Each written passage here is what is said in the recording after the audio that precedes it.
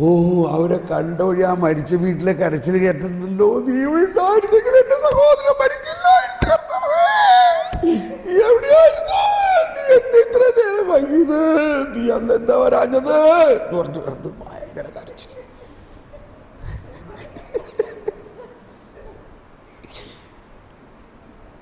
എന്തിനു പറയണു?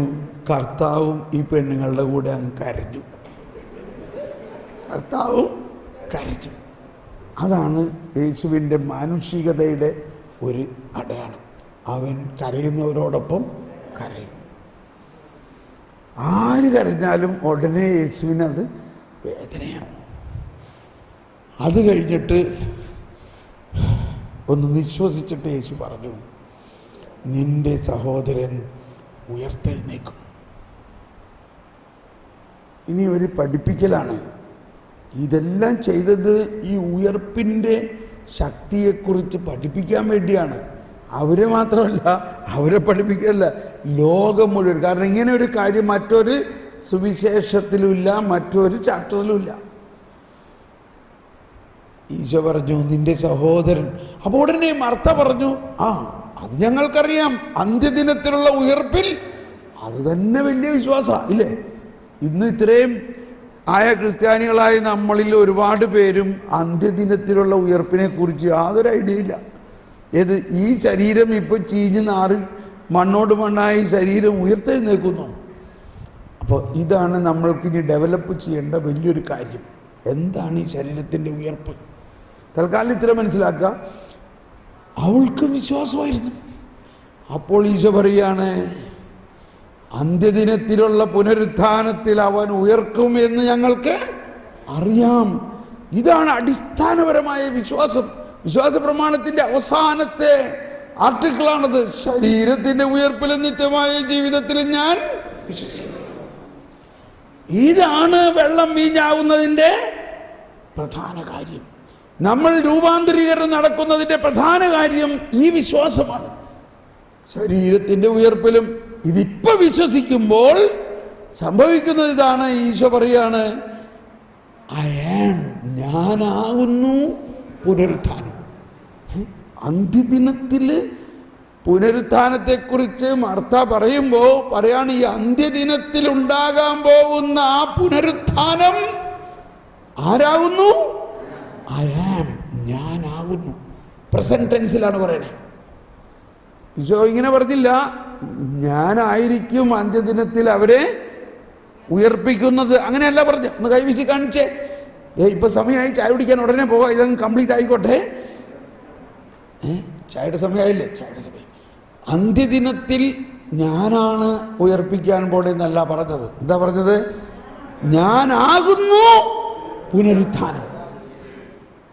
പുനരുത്ഥാനവും ജീവൻ.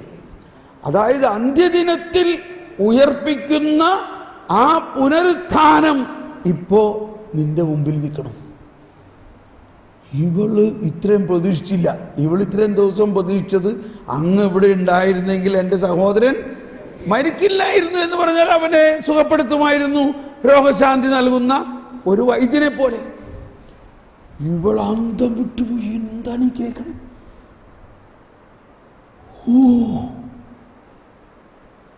നീ ഇത് വിശ്വസിക്കുന്നുവോ? ഞാൻ വിശ്വസിക്കുന്നു കർത്താവേ. ഇപ്പോൾ വാസ്തവത്തിൽ അവളിലേക്ക് ആ വിശ്വാസം പകരുകയാണ് ചെയ്തത്. ആ വിശ്വാസം പകർത്തും. ഇതാണ് നമ്മൾക്ക് ഇനി ഉയരേണ്ട ഒരു മേഖല നമ്മളുടെ വിശ്വാസത്തിൽ. ഓക്കെ, അത് കഴിഞ്ഞ് എവിടെയാ അവനെ? ഓക്കെ, നമുക്കറിയാം എന്ത് സംഭവിച്ചു എന്നുള്ളത്. അങ്ങനെ ലാസർ ഉയർത്തെഴുന്നേറ്റു. ഇപ്പോൾ ചീഞ്ഞ്. അപ്പോൾ അവൾ പറഞ്ഞു, ഇപ്പം 4 ദിവസമായി. അതാണ് നമ്മൾ 2 ദിവസം സങ്കീർത്തനം 16 കേട്ടു. അവൻ്റെ ശരീരം ജീർണിക്കില്ല. ആരുടെ? യേശുവിൻ്റെ. ജീർണിക്കുന്നത് എപ്പോഴാ? 4-ാം ദിവസമാണ്.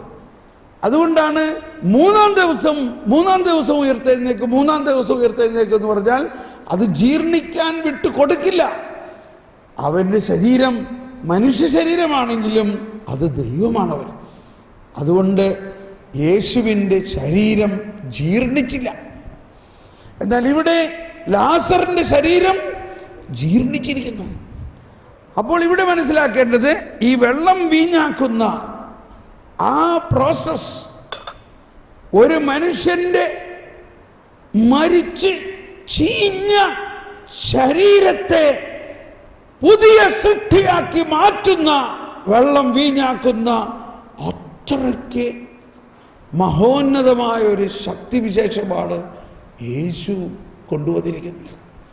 ഇവിടെ അവൻ്റെ പാപമോ അവൻ്റെ ശിക്ഷയോ ഒന്നുമില്ല. അവിടെ അവൻ യേശുവിൻ്റെ സ്നേഹിതനാണ്. യേശു അവനെ പുതിയ സൃഷ്ടിയാക്കി. ഇതാണ് 11-ാം അധ്യായം. നോക്കി, 1, 2, 3, 4, 5, 6, 7, 8, 9, 10, 11 അധ്യായം മുഴുവനും പറയണത് പുതിയ സൃഷ്ടി ആകുന്നത്, വെള്ളം വീഞ്ഞാവുന്നത് എങ്ങനെയാണ്. ഇനി 13-ാം അധ്യായം മുതൽ അതിൻ്റെ പ്രവർത്തനങ്ങളാണ്. Price the Lord. നമുക്കൊന്ന് കണ്ണടച്ച്, കർത്താവേ, ഈ കേട്ട കാര്യങ്ങളിലൂടെ ഞങ്ങളുടെ ജീവിതത്തിൽ ഇനിയും രൂപാന്തരീകരിക്കേണ്ട മേഖലകളെ അങ്ങ് കുദാശകളിലൂടെയും സർവോപരി അങ്ങയിലുള്ള വിശ്വാസത്തിലൂടെ പുതിയ സൃഷ്ടിയാക്കും എന്ന് ഞങ്ങൾ വിശ്വസിക്കുന്നു. ഒന്ന് സ്വതന്ത്രമായി സ്തുതിക്കുക. യേശുവേ സ്തോത്രം. ഹല്ലേലൂയ, ഹല്ലേലൂയ, ഹല്ലേലൂയ. യേശുവേ സ്തോത്രം, യേശുവേ മഹത്വം, യേശുവേ നന്ദി. ഹല്ലേലൂയ. ഓ യേശുവേ, പുതിയ സൃഷ്ടിയാക്കണമേ. പരിശുദ്ധാത്മാവേ, ഞങ്ങളെ പുതിയ സൃഷ്ടിയാക്കണമേ. ഹല്ലേലൂയ, ഹല്ലേലൂയ, ഹല്ലേലൂയ. Praise the lord. നമുക്ക് ചായ കുടിച്ചിട്ട് 4:45 എല്ലാവരും തിരിച്ചെത്താം. 4:45, ഹാഫ് ആൻ അവർ ബ്രേക്ക്.